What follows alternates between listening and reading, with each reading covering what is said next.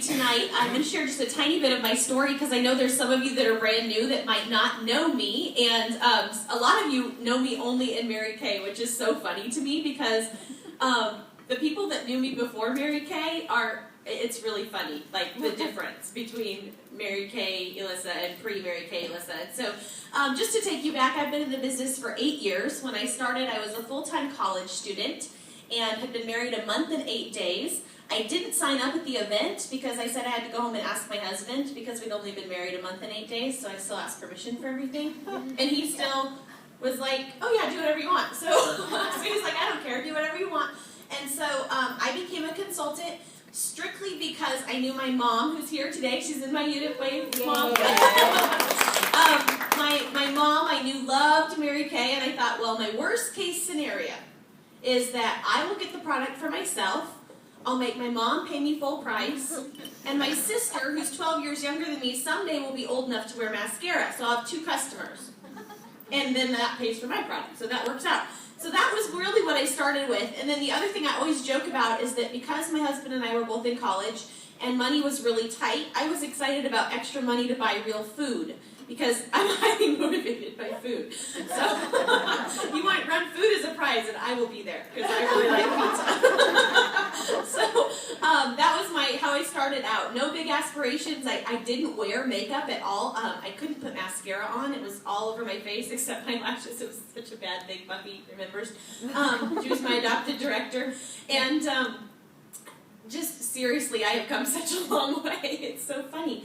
But anyway, I started out that way with not big aspirations whatsoever. And as I went through Mary Kay and I was in such an environment where people poured into me and truly believed in me, and Amy breathed belief in me from really the very beginning. And I remember so many significant moments in my life of very difficult times when Amy spoke words of hope into my life, and where Mary Kay really was like something that saved me and kind of kept me afloat. And I really started working my business when I was student teaching, and that was when we earned our consultant car, and then I made the decision to step into leadership and became a sales director and continued teaching full-time. I was a high school English teacher and speech coach. I'm sure that's hard for y'all to believe.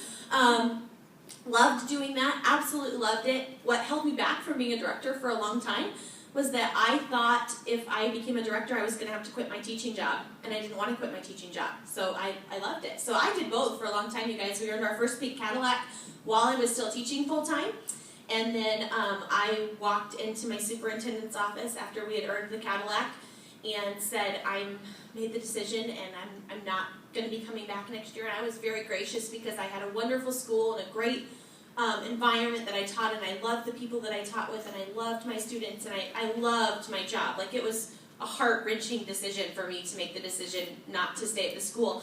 And I went in, and with all my grace, and I was so kind and appreciative to him, and he totally shot me down. Have you ever had one of those moments where you're like really doing the right thing and somebody just like sucker punches you in the gut?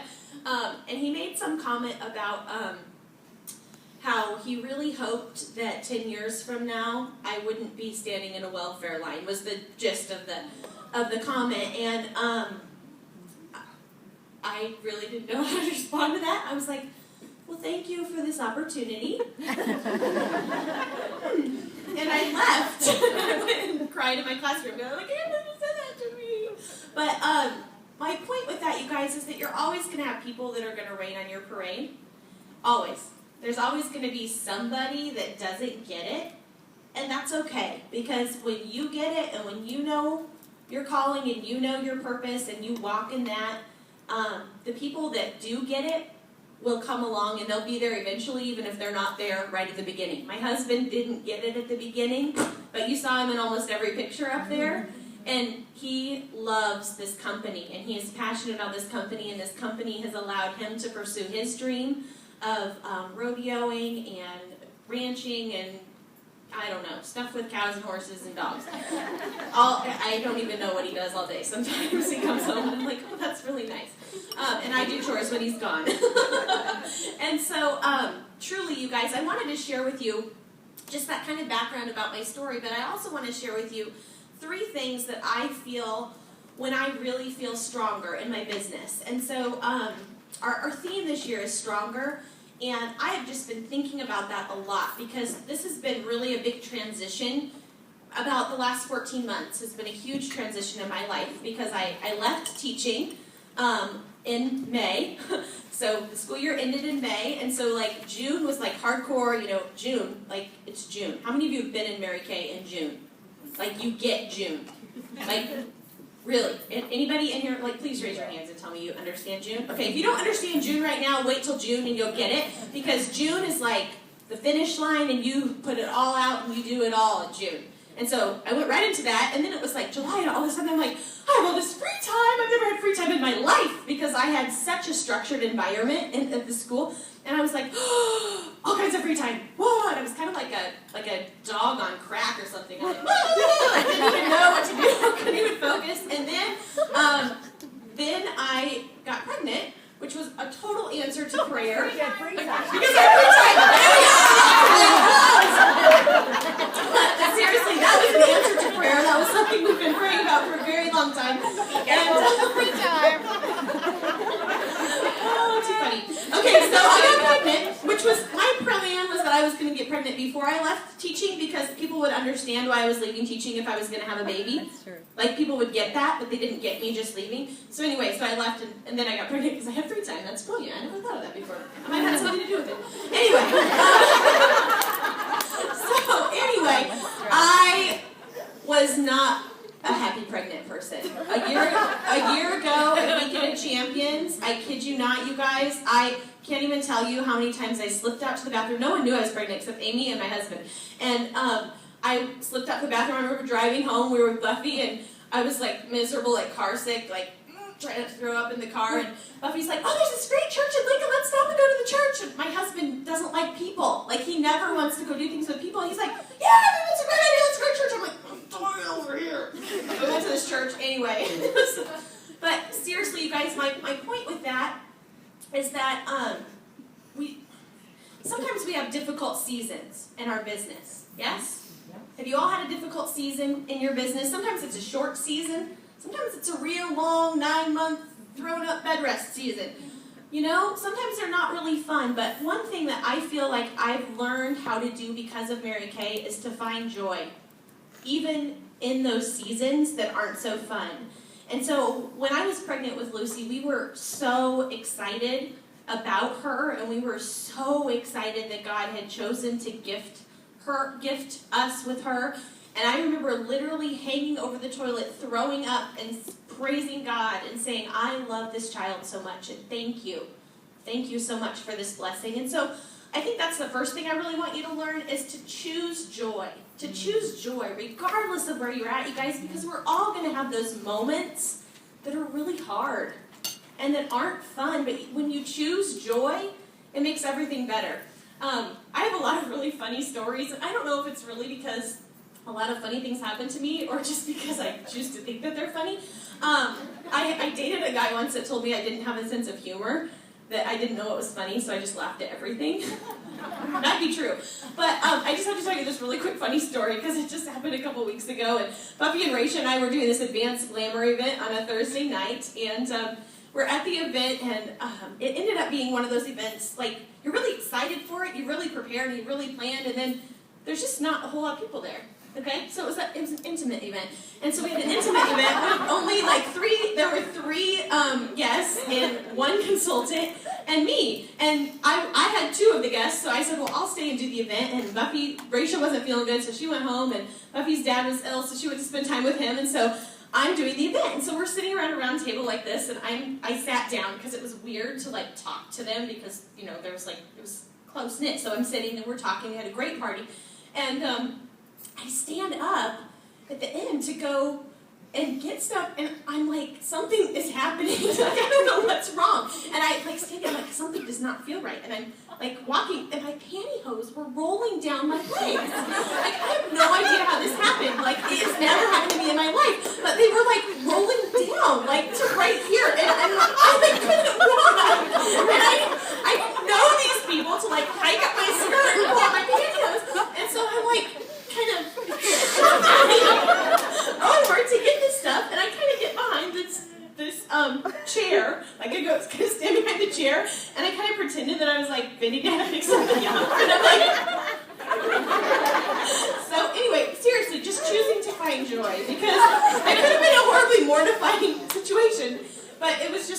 okay, because I hope they didn't notice. I don't think they did. I had coffee with the girl the next. I think she's going to join my team. So, apparently the pantyhose thing didn't freak her out too bad. So that's my first thing, is just choosing to find joy. And the second thing with that, of being in a difficult season and coming out of that, is really take the time to learn the lesson.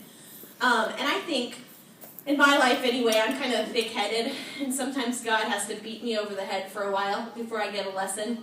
And I'll say, Lord, I get the lesson, but obviously I don't, because I haven't changed my heart attitude towards it. And so then it keeps coming back and hitting me over and over again. And I always think there's a lesson to learn in our brokenness. And I heard a story, actually it was on a conference call that I was listening to early this morning. I think it was this morning. This is when we left. Did we leave this morning? This morning when I left my house, and I was listening to this conference call, and I heard this story, and it just really spoke to me. And it's a story about, there was a church in the Midwest, and I don't know exactly where the church was located, but there was a church in the Midwest, and they had pooled their money together and purchased this beautiful mirror that they were going to have imported from overseas, somewhere in Europe. Made this beautiful mirror, and they had paid a lot of money, and the church had raised the money and had really pulled together and worked to buy this mirror to hang in their church. And so the mirror was flown over, or came over on a ship, I can't remember which, but made it to the United States, to the East Coast, and was loaded on a truck to come to the Midwest. And on the way, the truck was in an accident, and the mirror was shattered. And so the mirror was delivered to the church in a bajillion pieces, thousands of pieces. And the people at the church had to make a decision of what they were going to do with that broken mirror. Were they going to, just throw it away? Were they going to start over? Or were they going to try to do something with the mirror? And so they made the decision that they were going to piece the mirror back together.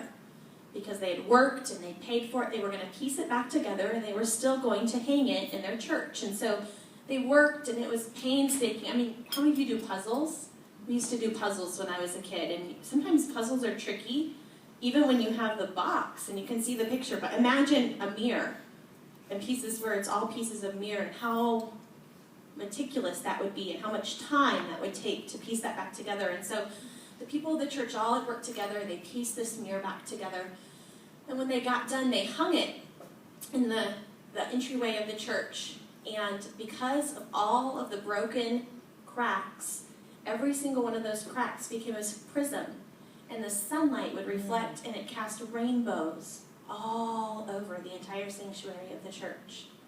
And so the sign that the people hung underneath that mirror was, "There's beauty in the brokenness." So whatever it is, you guys, wherever you're at, whatever your brokenness is, we serve a God that's able to take that and to make that beautiful if we allow that to happen. And we don't give up. Because if the people of the church had said, "Oh, well, look at these broken pieces, let's trash them," they never would have experienced that moment of beauty. So my first lesson to you is to choose joy. My second one is to look for the beauty in your brokenness. And the third one is really super practical, and that is running what makes you feel strong. So what is it that makes you feel strong? Because I'm betting that it's different than what makes me feel strong. Like Amy said, I'm a strategist. I get so excited about crunching numbers and breaking things down and figuring stuff out, and Buffy will call me and say, "Hey, can you look at this? Because I don't even know what's going on with these numbers." And I'm like, "Yeah!" Like, she told me, I thought every director, like when the month ended, figured out their paycheck to the penny. Like, at like 12:02. I thought that was normal, because I have always done that.